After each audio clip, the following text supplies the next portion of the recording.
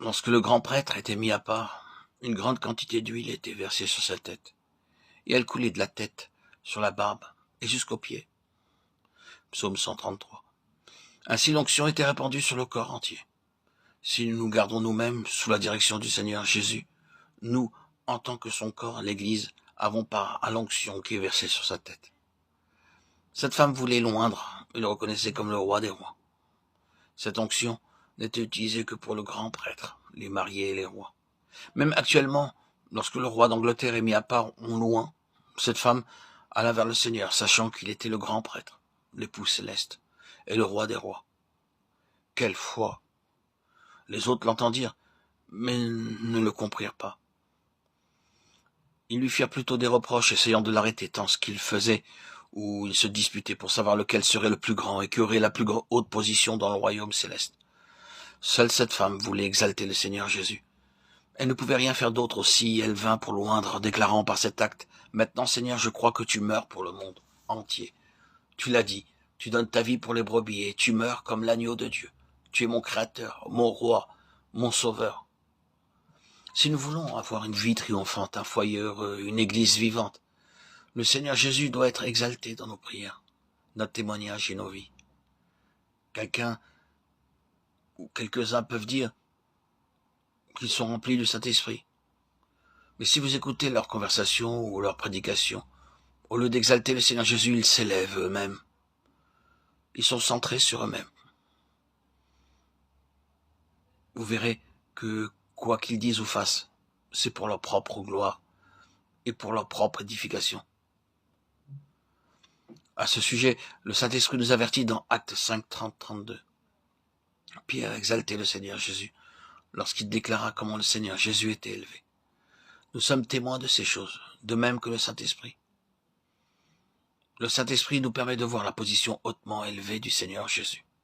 Par exemple, lorsque la reine d'Angleterre allait être couronnée, on invita tous les chefs des différents pays. Tous ne pouvaient pas y aller, seuls les chefs d'État furent invités. S'il n'y avait pas de roi, le Premier ministre y allait. Ainsi, beaucoup des rois et des premiers ministres furent les témoins du couronnement de la reine. Et lorsqu'ils retournèrent dans leur pays, ils racontèrent ce qu'ils avaient vu et comment la reine avait été couronnée. Le Saint-Esprit fut le premier témoin dans le ciel de l'exaltation du Seigneur Jésus. Éphésiens 1, 20 à 23. Il fut témoin de l'élévation le jour de l'ascension du Seigneur Jésus.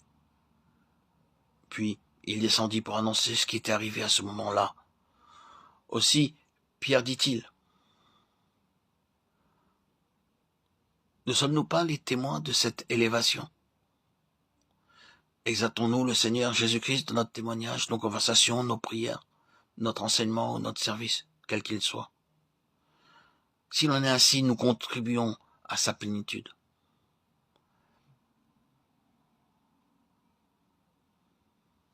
C'est ce que fit cette femme,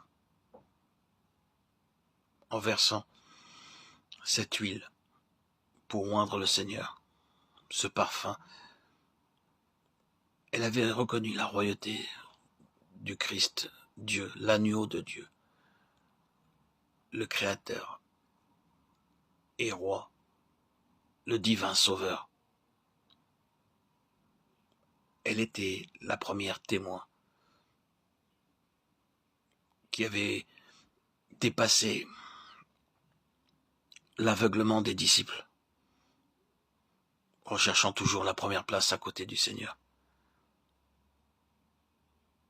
centrés sur eux-mêmes et non vers le Christ. Cette femme a donné tout d'elle-même, ce qu'il y avait de meilleur. Ses regards étaient centrés sur le Christ et non sur elle-même. Elle pouvait exalter et avoir les yeux bien ouverts. Son cœur était empli de gratitude et de reconnaissance. Elle devait être bien éveillée